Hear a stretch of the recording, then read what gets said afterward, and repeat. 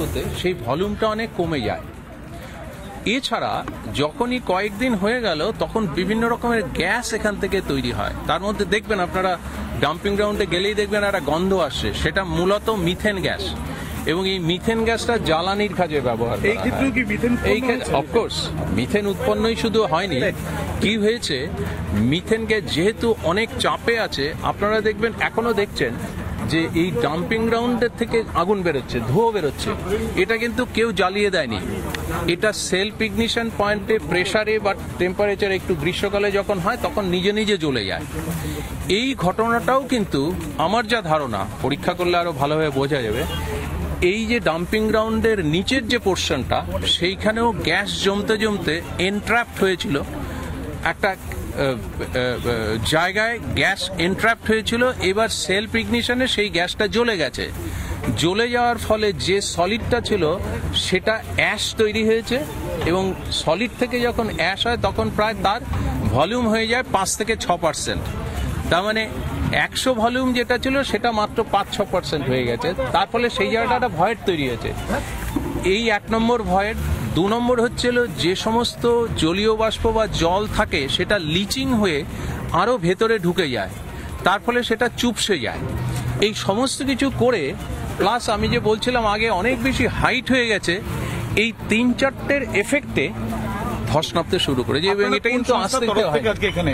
আমরা international society of waste management air and water, আমি প্রায় 35 বছর ধরে এই ওয়েস্ট ম্যানেজমেন্ট নিয়ে কাজ করছি, এবং ল্যান্ডফিল সাইট আমি এখানে আগেও কাজ করে গেছি। এখানে প্রায় লাস্ট 8-10 বছর 12 বছর থেকে এখানে কাজ করছি। ল্যান্ডফিল সাইট অনেক সময় বলেছে যে এই ল্যান্ডফিল সাইটটা বন্ধ করতে হবে, অথবা ল্যান্ডফিল সাইটের যে সমস্ত ওয়েস্ট যেখানে আসছে সেটা ট্রিটমেন্ট করতে হবে। কতটা ভয়ঙ্কর পরিস্থিতি হয়ে রয়েছে এখনো পর্যন্ত দেখে মনে হচ্ছে বিভৎস।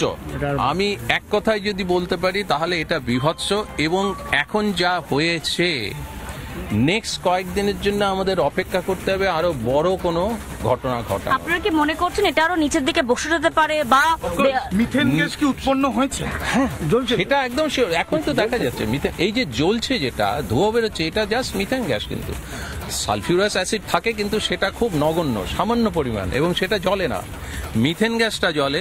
সালফিউরাসের জন্য গন্ধটা একটু বেশি হয়, উৎকট হয়, কিন্তু মিথেন গ্যাস জ্বললে গন্ধও বেরোবে প্লাস আগুন বেরোবে এবং ভলিউমটা কমে যাবে। এবং এইখানে আমার ধারণায় যেটা হয়েছে পরীক্ষা করে আরো ভালোভাবে বোঝা যাবে।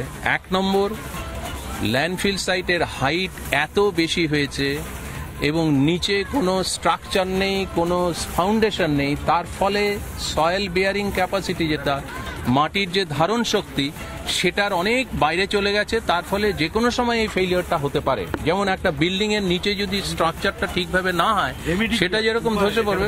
বলছি বাঁচার উপায় অনেক বড় বাঁচার উপায়, এটা এত ছোট বাঁচার উপায় জানতেই হবে। তাহলে কি অনেক আগে থেকে উদ্যোগ নেওয়া উচিত ছিল এই জায়গাটাকে সিকিউর করার? ইনফ্যাক্ট দেখুন, আমাদের রুল একটা আছে, 2000-এর একটা সলিড ওয়েস্ট ম্যানেজমেন্ট রুল ছিল, সেটা আমরা রিভাইজ করেছি 2016-তে। সলিড ওয়েস্ট ম্যানেজমেন্ট রুল 2016, সেইখানে একদম স্পেসিফিক্যালি বলা আছে ওয়েস্ট সেগ্রিগেট করে বাড়ি থেকে কালেক্ট করতে হবে, নো ডাম্পইয়ার্ড।